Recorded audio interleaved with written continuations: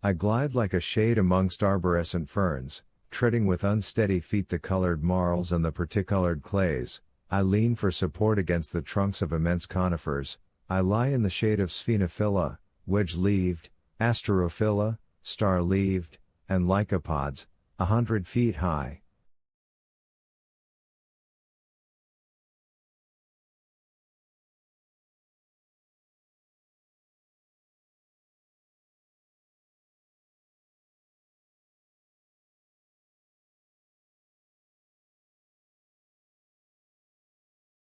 Ages seem no more than days. I am passed, against my will, in retrograde order, through the long series of terrestrial changes.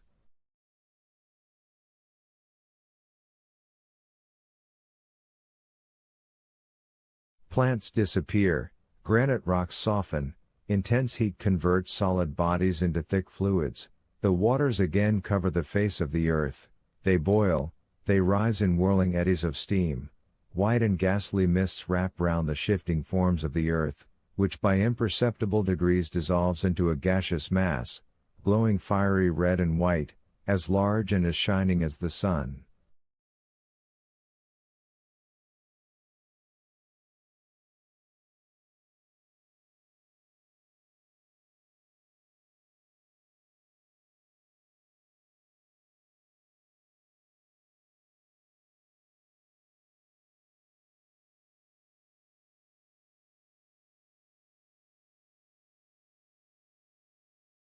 And I myself am floating with wild caprice in the midst of this nebulous mass of 1,400,000 times the volume of the earth into which it will one day be condensed, and carried forward amongst the planetary bodies.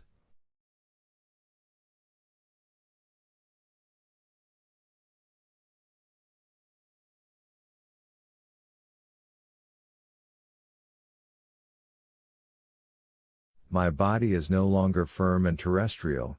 It is resolved into its constituent atoms, subtilized, volatilized.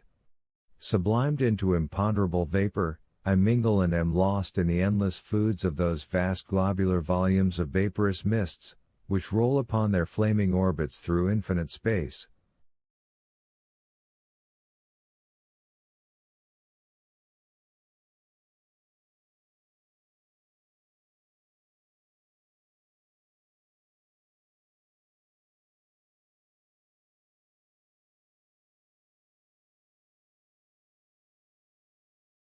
But is it not a dream? Whither is it carrying me? My feverish hand has vainly attempted to describe upon paper its strange and wonderful details.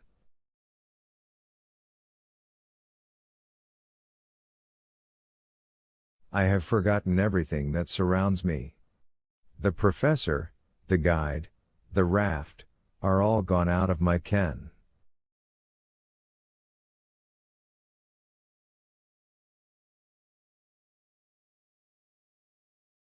An illusion has laid hold upon me. What is the matter? My uncle breaks in. My staring eyes are fixed vacantly upon him. Take care, Axel, or you will fall overboard. At that moment I felt the sinewy hand of Hans seizing me vigorously. But for him, carried away by my dream, I should have thrown myself into the sea.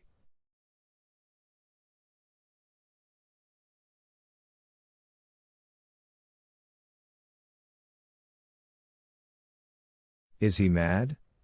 Cried the professor. What is it all about? At last I cried, returning to myself.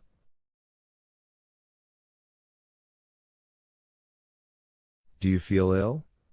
My uncle asked. No, but I have had a strange hallucination. It is over now. Is all going on right? Yes, it is a fair wind and a fine sea, we are sailing rapidly along, and if I am not out in my reckoning, we shall soon land.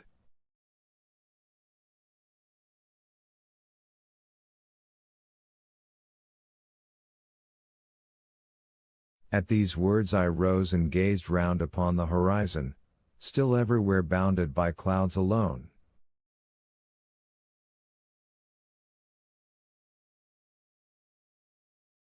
Chapter 33. A Battle of Monsters. Saturday, August 15th. The sea unbroken all round. No land in sight.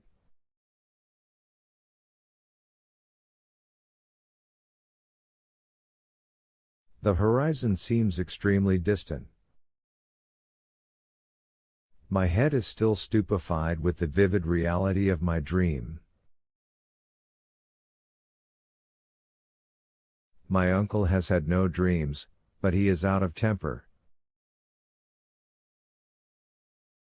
He examines the horizon all round with his glass, and folds his arms with the air of an injured man.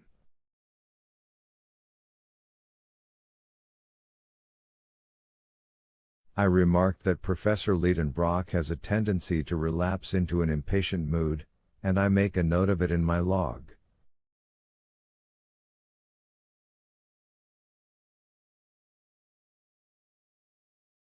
All my danger and sufferings were needed to strike a spark of human feeling out of him, but now that I am well his nature has resumed its sway. And yet, what cause was there for anger? Is not the voyage prospering as favorably as possible under the circumstances? Is not the raft spinning along with marvelous speed?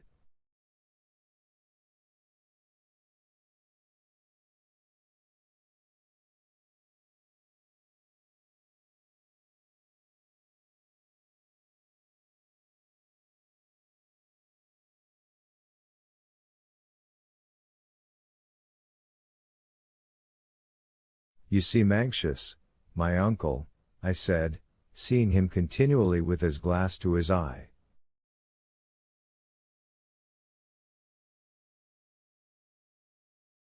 Anxious? No, not at all. Impatient, then?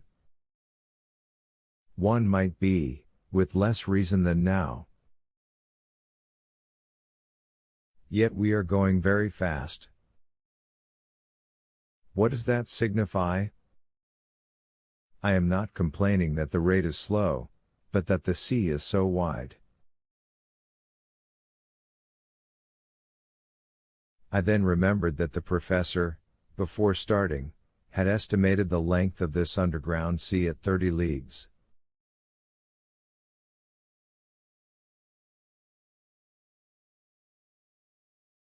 Now we had made 3 times the distance, yet still the southern coast was not in sight.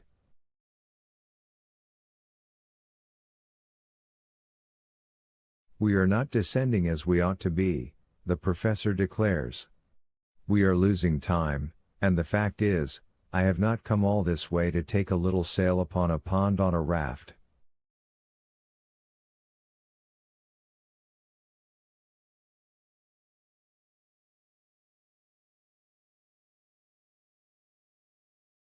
He called this sea a pond, and our long voyage, taking a little sail.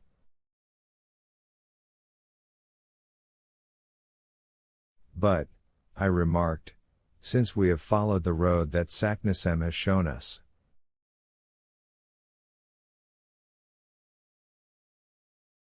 That is just the question.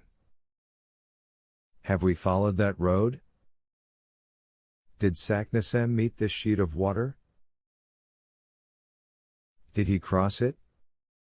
Has not the stream that we followed led us altogether astray? At any rate we cannot feel sorry to have come so far. This prospect is magnificent, and... But I don't care for prospects. I came with an object, and I mean to attain it.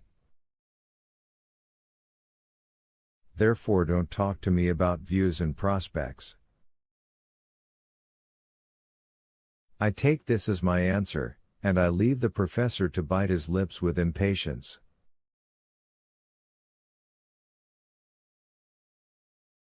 At 6 in the evening Hans asks for his wages, and his 3 Rix are counted out to him.